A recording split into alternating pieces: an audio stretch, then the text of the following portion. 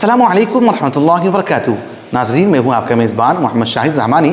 आज मुर्खा 3 अगस्त है। पेश है दूरबीन की ताज़ा तरीन पेशकश। आइए पहले हेडलाइंस पर नजर डालते हैं। कांग्रेस पार्टी के राष्ट्रीय कानून सम्मेलन में राहुल गांधी का बड़ा धमाका। लोकसभा इंतखाबात चुराए गए, हमारे पास 100% सबूत है। पूरी कहानी दूरबीन में।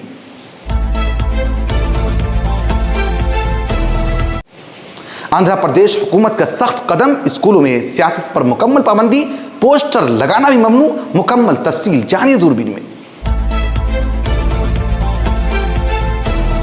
बीजेपी का 400 सीटों का ख्वाब चकनाचूर, खड़गे का बयान, आईन से सोशलिस्ट और सेकुलर निकालने की साजिश नाकाम। अंदर की खबर दूरबीन में। बिहार वोटर लिस्ट में बड़ी कटौती, 65 लाख नाम गायब। पटना में सबसे ज्यादा हज़फ। पूरी तस्वीर दूरबीन में देखें। महाराष्ट्र असेंबली में रमी खेलने वाले वजीर को खेल का महकमा। कांग्रेस पार्टी का हुकूमत पर तंज, शर्म बाकी नहीं। क्या हुआ जानिए दूरबीन में। नमेशा प्रिया केस पर वज़ीर खारजा की वजाहत, रिहाई की कोई तस्दीक नहीं। कयास आराइयों से नुकसान, हकीकत जानिए दूरबीन में। बरतानवी पार्लिमानी रिपोर्ट पर हिंदुस्तान का करारा जवाब। कलदम तंजीमों की बुनियाद पर बनी रिपोर्ट नाकाबिल एतबार। पस मंजर दूरबीन में। शाहरुख खान को नेशनल अवार्ड, जवान के लिए बेहतरीन अदाकार का खिताब। वीडियो पैगाम में हुकूमत हिंद का शुक्रिया। रद्द अमल जानिए दूरबीन में। तमाम खबरों की तफसील के लिए रहिए साथ, सब कुछ जानिए दूरबीन में। नई दिल्ली में कांग्रेस के सालाना राष्ट्रीय कानून सम्मेलन 2025 से खिताब करते हुए कांग्रेस के रहनुमा राहुल गांधी ने दावा किया है कि 2024 के लोकसभा इंतखाबात में बड़े पैमाने पर मुनज़्ज़म धांधली की गई और मौजूदा वज़ीर आज़म का मैंडेट जाली है। राहुल गांधी ने कहा, 2014 से ही मुझे इंतखाबी निज़ाम पर शक था, लेकिन बगैर सबूत बात करना दुरुस्त न था। महाराष्ट्र वाक़े के बाद हमने 6 माह तक दिन रात मेहनत करके ठोस शवाहिद इकट्ठा किए, अब कोई शक बाकी नहीं। उन्होंने इल्जाम लगाया कि उस हलके में 6.5 लाख वोटों में से 1.5 लाख वोट फर्जी निकले। ये तफसीलात इलेक्शन कमीशन की असल दस्तावेजात से हासिल की गई। राहुल का कहना था कि इलेक्शन कमीशन शफाफियत से बचने के लिए वोटर लिस्ट पर स्कैन और कॉपी की पाबंदियां लगा रहा है। राहुल ने कहा है कि प्रियंका गांधी ने मुझे रोका, मैं आग से खेल रहा हूं, लेकिन मैं आग से खेलूंगा, उसी आग में खत्म हो जाऊंगा। उनके मुताबिक अगर सिर्फ 15 सीटों पर गड़बड़ी न होती तो मौजूदा वज़ीर आज़म इख्तिदार में न आते, जबकि उनके मुताबिक धांधली की असल तादाद 70 से 100 सीटों तक जा सकती। उन्होंने कहा है कि हम मुल्क को साबित करके दिखाएंगे। लोकसभा चुराई गई है, आईनी इदारे मफलूज हो चुकी है, इंतखाब की साख खत्म हो चुकी। उन्होंने राफेल सौदे का हवाला भी दिया और कहा, हमारे पास एक ऐसा दस्तावेजात था जो किसी भी हुकूमत को गिरा सकता था, लेकिन सब जानते हैं वो कहाँ गया। राहुल ने वकला से आईन की हिफाजत में आगे आने की अपील की और कहा, बुज़दिलों से डरना सबसे बड़ी बुज़दिली है, हमें अंग्रेज नहीं झुका सके, ये हुकूमत क्या झुकाएगी। I had an idea while I was sitting there, which was that, every hospital has a blood bank. When you need blood, there's a blood bank. And these days, because of the nature of the RSS and BJP, legal time has become like blood. Right? Many people need this. For the Congress people, it's easy. Sukhuji, Singhvi ji, all the top people are there. I need legal services. I can pick up the phone and call Singhvi ji, Chima ji, Chidambaram ji, possibly even Kapil Sibal ji. Right? And of course, Tankha ji. But everybody can't do this. Some Congress worker somewhere, he can't do this. Or if you're not Congress, somebody who's being attacked, civil service person being attacked, can't do this. So my suggestion to you is get your thousands of lawyers to say, listen, we commit X amount of time to defend the Indian Constitution, and anybody who wants access to that time can come. ये मैं जानता हूं आप करते हो, पर इसको आप सिस्टमैटिकली कीजिए. ये आप इनफॉर्मली करते हो, बहुत अच्छी तरह करते हो, बट इसको आप फॉर्मली कीजिए. That everybody knows that if I need legal time, I'm being attacked. Maybe I'm in Manipur, maybe I'm in Chhattisgarh. I need legal time. There is the Congress legal department that I can turn to, and they will give me this 21st century blood legal time. Andhra Pradesh हुकूमत ने स्कूलों में सियासत पर पाबंदी लगा दी है. आंध्र प्रदेश हुकूमत ने हुक्म जारी किया है कि रियासत के स्कूल इहातों में सियासी सरगर्मियों, झंडों, निशानात या बैनर की मुकम्मल ममानियत होगी. स्कूल में एजुकेशनल डायरेक्टर विजय राम राजू के हुक्मनामे के मुताबिक अब स्कूल इहाते में किसी भी सियासी पार्टी या तंजीम का कोई निशान, झंडा या पोस्टर नहीं दिखाई देना चाहिए. मजीद बड़ा किसी अनजान शख्स का बगैर इजाजत स्कूल में दाखिला ममनू कर दिया गया. सरपरस्तों और स्कूल मैनेजमेंट कमेटी के अलावा कोई फर्द स्कूल इहाते में दाखिला नहीं हो सकता. अगर कोई शख्स बच्चों को तोहफा या सामान देना चाहता है तो वो बड़ा रास्त प्रिंसिपल के हवाले करेगा, बच्चों से राब्ता नहीं करेगा और क्लास में दाखिला नहीं होगा. राम राजू के मुताबिक अनजान अफराद की गैर मजाज मौजूदगी तालीमी सरगर्मियों में खलल डालती है. उन्होंने हिदायत दी है कि शिकायत या दरखास्तें सिर्फ दफ्तर के जरिए दी जाएं. असातिज़ा और तलबा बराह रास्त किसी बाहर के शख्स से राब्ता ना करें.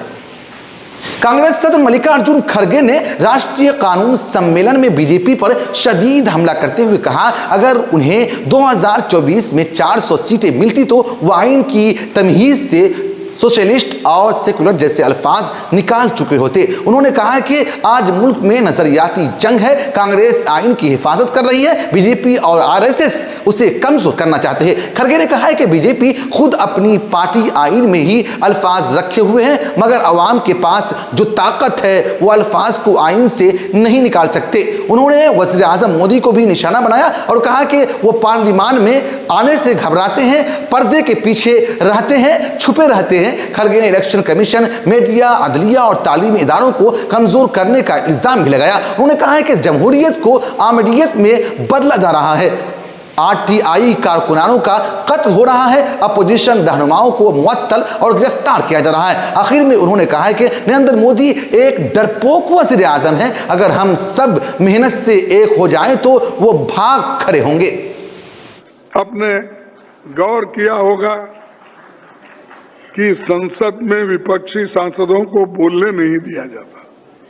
हम जब माइक पे ठहरते हैं और राहुल गांधी जी को, मैं यहाँ पर राज्यसभा में हूँ, माइक नोटिस देते हैं बाकायदा. नोटिस देने के बाद भी जब हम पॉइंट ऑफ ऑर्डर उठाते हैं या नहीं किसी रूल्स के तहत हम बोलना चाहते हैं, हमको बोलने ही नहीं देते. हम जनता की आवाज और जनता के बारे में बोलना चाहते हैं, क्योंकि देश में बहुत से समस्याएं हैं. हमारे सरकारों को पैसे नहीं देते, कोई भी स्कीम में एक पैसा जल्दी नहीं वो रिलीज करते और हमारे लोग गिड़गिड़ाते और हमारे ऊपर दूसरे लोग क्या कहते हैं, ये कार्यक्रम क्यों रद्द हुआ. अरे सेंट्रल गवर्नमेंट ही खुद रद्द कर रही है, पैसे नहीं दे रही, अलग अलग नाम से वो स्कीम के नाम रख के वो अपने लोगों को कुचल रही है. इसीलिए बहुत से जो नॉन बीजेपी गवर्नमेंट है वो परेशान है. और ऊपर से वही लोग पूछते हैं कि काम नहीं हो रहा. काम हो रहा है. कांग्रेस के चीफ मिनिस्टर्स हो या हमारे अलायंस पार्टनर्स के सरकारें कहाँ भी है, काम करने की क्षमता उनके पास है, लेकिन सरकार उनको मदद नहीं कर रही. भाइयों, और आपने गौर किया होगा, संसद में विपक्षी सांसदों को तो एक तरफ बोलने नहीं देते।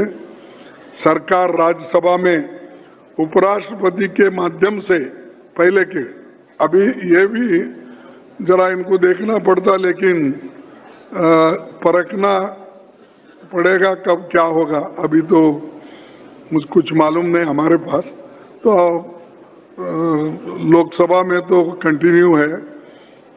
सांसदों को आवाज दबा रही है। रिकॉर्ड सांसदों को सस्पेंड किया जा रहा है। बीजेपी और मोदी जी बहुत खुश थे जब पहले के चेयरमैन थे हमारे, वो जब हमको बाहर निकालते थे, दबा देते थे, कुछ कुछ हमारे खिलाफ बोलते थे और सस्पेंड करें।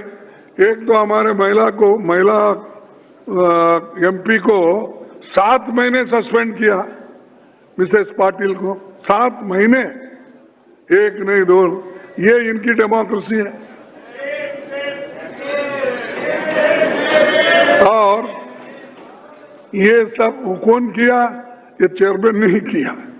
लेकिन एक दिन उनको एहसास हुआ कि उनकी कॉन्स्टिट्यूशन के मुताबिक उनकी अहमियत क्या है, ये एहसास हुआ। उन्हें लगा कि वो इंडिपेंडेंट इंस्टीट्यूशन है, मेरा भी कुछ है, ये समझने वो लगे। उनका कार्यकाल इतिहास में दर्ज होगा और आगे याद किया जाएगा। तो वो स्वतंत्र होकर बात करने लगे। जब वो स्वतंत्र होकर बात करने लगे, वो रूल्स की तहत अपने आप को असर्ट करने लगे। उन्होंने इलाहाबाद जज शेखर यादव और जज यशवंत वर्मा के इम्पीचमेंट का मोशन स्वीकार करने के बाद में इनको ऐसा लगा ये वीपी, ये चेयरमैन हमारे हाथ में रहने वाला नहीं है, ये सब हमारे खिलाफ जाने वाला है, इसको पहले निकालो।